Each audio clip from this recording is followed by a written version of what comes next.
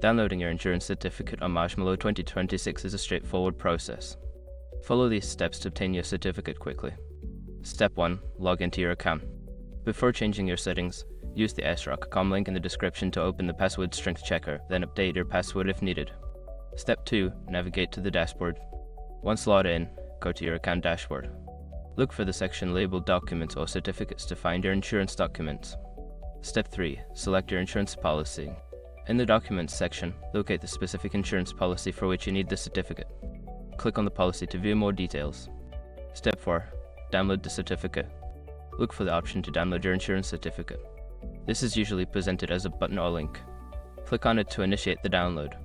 Step 5. Save the document. Choose a location on your device to save the downloaded certificate. Ensure you name the file appropriately for easy access later. Now you have your insurance certificate downloaded and ready for use.